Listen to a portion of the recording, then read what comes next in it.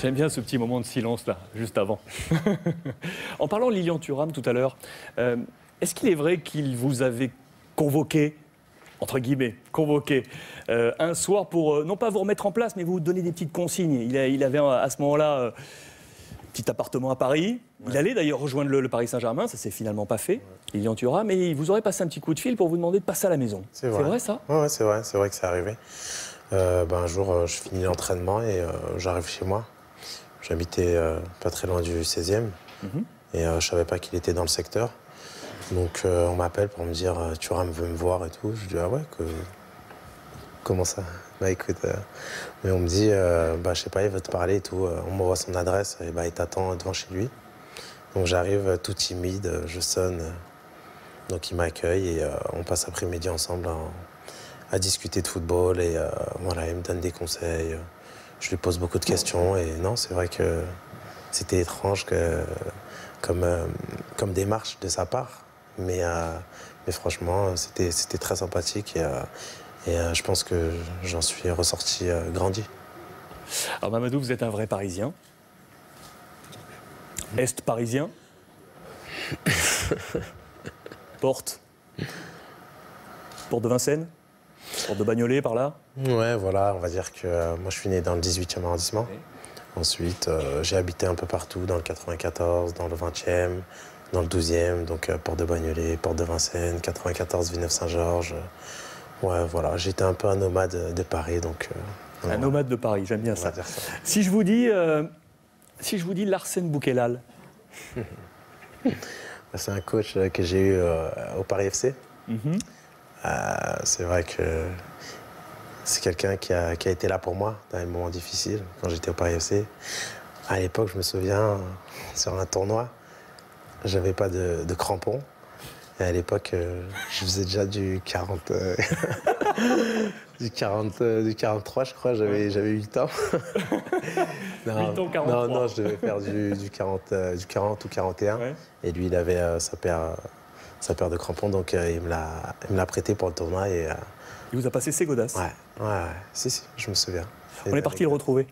Sérieux? On est parti le retrouver. Et il a un premier petit message. Bon, quand on lui a posé la question, qui était Mamadou quand il était petit?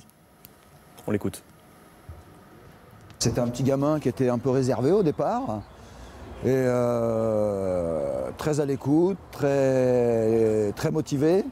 Et surtout très réservé. Et puis après, donc il s'est épanoui, il a commencé à se prendre en main déjà lui-même. Donc Mamadou, en gros, c'est toujours en avance, toujours à proposer un coup de main, à m'aider moi-même et mes adjoints à mettre le matériel en place sur le terrain, à gonfler les ballons, à se proposer. Il a commencé à prendre confiance, à devenir le patron, parce que c'était le patron, c'était le protecteur. Et il était c'était pas son équipe, c'était sa famille. Quand il était deuxième année, il protégeait les premières années. Et il était vraiment, comment dire, moi, bon c'est une petite anecdote, mais le Mamadou que j'avais, c'était mon adjoint.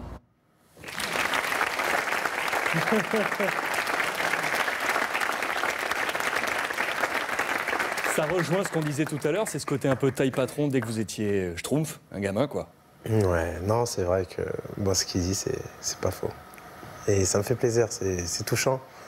Parce que...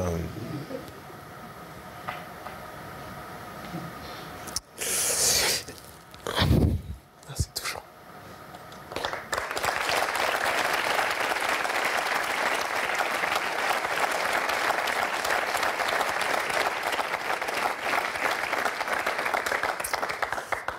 Parce que c'est des personnes qui ont connu mon père et qui justement, mon père leur a donné beaucoup de confiance.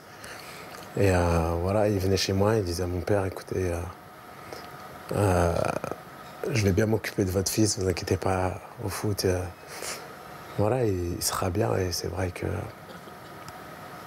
Non, ça me touche surtout de voir des photos quand je suis petit, ça me rappelle vraiment... Enfin, moi, je suis quelqu'un, je n'oublie jamais d'où je viens, mais c'est beau. Franchement, c'est beau. Je suis super fier.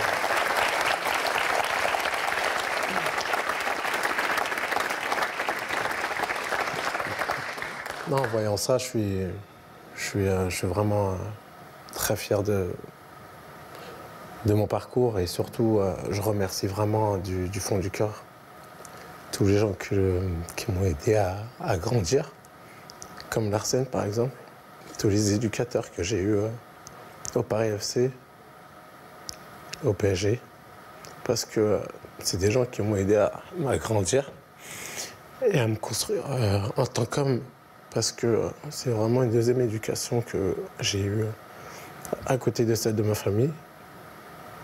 Et comme je vous le dis, sans ces personnes-là, j'aurais pas été l'homme que je suis aujourd'hui, tout simplement.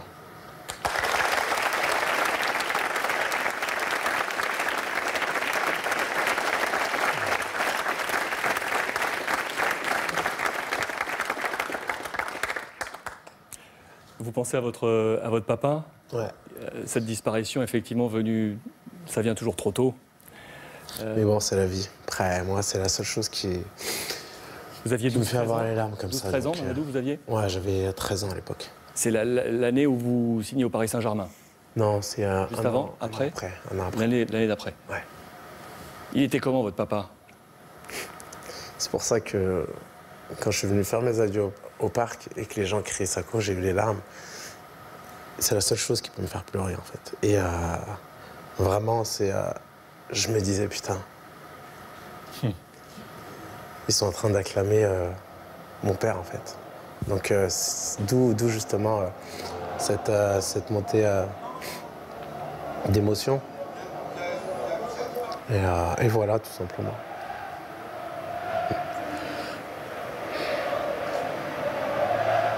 Avec votre petite fille? Ouais, avec ma petite fille. Bah, moi, ce qui me vient à l'esprit, de me voir comme ça. Et quand je vous dis des galères, c'est des choses que j'ai jamais osé en parler, non, à la télé, parce que je suis quelqu'un de fier. Et jamais j'en parlerai. Mais quand je vous dis nomade, de Paris, je sais de quoi je parle. Et les gens ne le savent pas. Donc voilà, je suis quelqu'un qui vient de très loin, très très loin. Et je vous dis, c'est pour ça que, voilà, tout simplement, il y a des choses, il y a des choix que je fais. Je suis quelqu'un de fier, c'est tout. Et il n'y a personne qui achète mon plaisir de jouer au football. Parce que c'est ce qui m'a aidé à sortir ma famille de la galère, tout simplement. Et j'ai appris avec le football à donner beaucoup de bonheur. Et aujourd'hui, j'avance avec ces valeurs-là, tout simplement. Vous disiez, il y avait une phrase qui était très forte dans quelques-uns de vos entretiens, c'est de dire devenir footballeur quand j'ai perdu mon père, c'était pas un objectif, c'était devenu une obligation. Ouais, c'était une obligation. Parce que quand il était malade à l'époque, je vivais voilà, des endroits compliqués. Et mais un jour, il m'appelle dans sa chambre et il me dit, écoute, moi je vais partir. J'ai laissé de l'argent à ta mère pour l'appartement que vous allez avoir. Parce qu'avant, je ne vivais pas dans des appartements. Et il me dit, voilà, moi je vais partir, c'est mon heure et tout. Donc je te laisse la responsabilité de la famille sur les épaules. J'avais 12 ans. Donc quand vous entendez ça de la part de votre père, qui est là, et qui vous dit que son heure a sonné, ça vous choque et vous comprenez pas. Donc voilà pourquoi je vous dis que on ne devient jamais quelqu'un pour rien, en fait. Mon caractère a été forgé dès l'âge de 13 ans. Donc je savais où j'allais. Et j'étais toujours plus mature. Je l'admets parce que c'était comme ça. Quand j'étais jeune, à l'âge de 12-13 ans, j'étais avec mes potes, mais je voyais plus loin qu'eux, en fait. J'étais déterminé à réussir et à aller au bout de mes objectifs. Larsen que l'on remercie vraiment très sincèrement du fond du cœur, parce que ce n'était pas un moment facile pour lui également de parler, parce qu'on sent qu'il y a beaucoup de réserve entre vous, qu'il connaît cette émotion, parce qu'il connaît votre quotidien. Et il a connu votre quotidien, donc c'était pas facile pour lui également de se livrer. Et vraiment, je le salue du fond du cœur. Il nous a en plus passé ces petites photos, on vous voit avec ce petit bonnet. J'adore. Ouais, on lui a également posé cette question sur effectivement là où vous habitiez, ce quartier, là où vous avez grandi. Écoutez ce petit passage.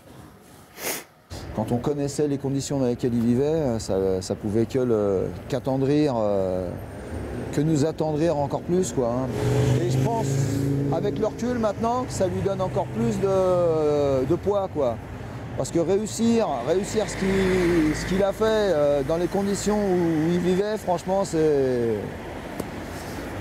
pas un extraterrestre, mais c'est un roc, quoi. Hein. Et par exemple, quand on finissait, donc je vous disais tout à l'heure qu'il était tout le temps en avance à l'entraînement. Et par contre, à l'inverse, quand on avait fini l'entraînement ou les matchs ou quoi que ce soit, et que je ramenais certains enfants, ils me demandaient toujours à rentrer le dernier. Donc, est-ce que c'était pour retarder le retour à la maison ou est-ce que c'était pour rester avec ses copains et les coachs? Après, la question peut se poser, hein, mais franchement, ça le rendait encore plus attachant, quoi.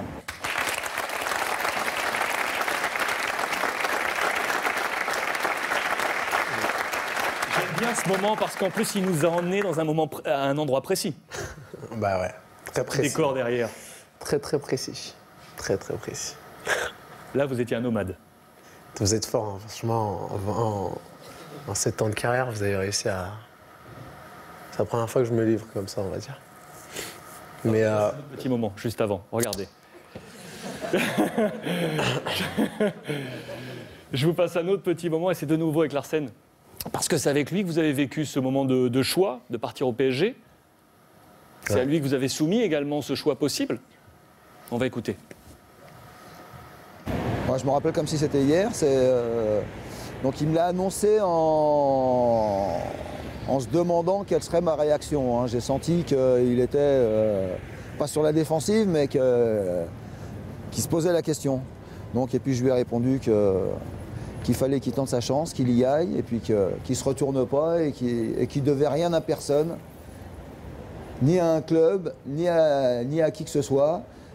Mamadou, je l'ai toujours en moi. Hein.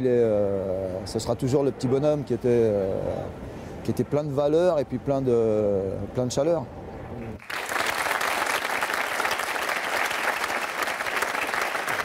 J'aime bien ce moment parce que c'est ce message qu'il vous a donné, avance et ne te retourne pas, avance.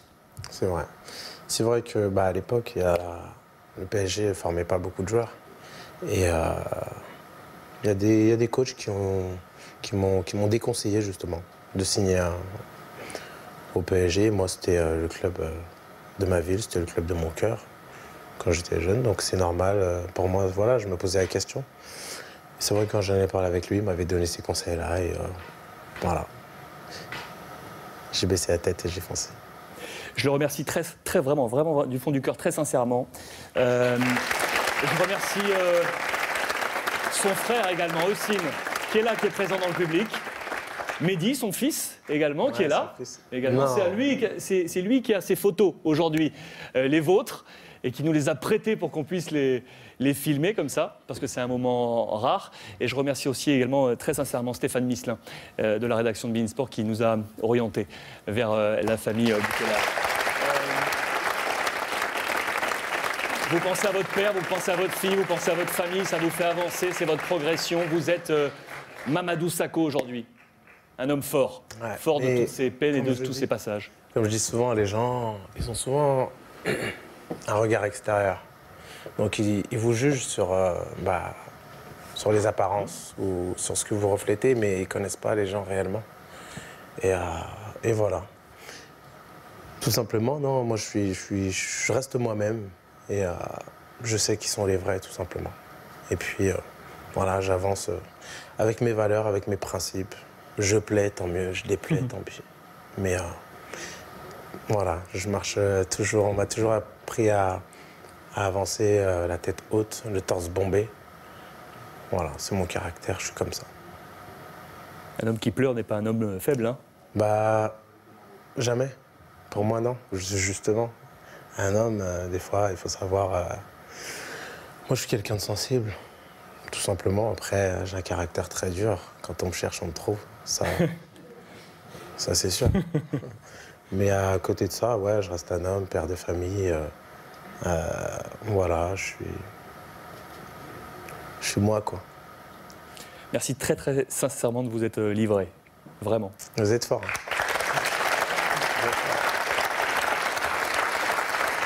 Le temps de se remettre un peu de tout ça et échanger ensemble.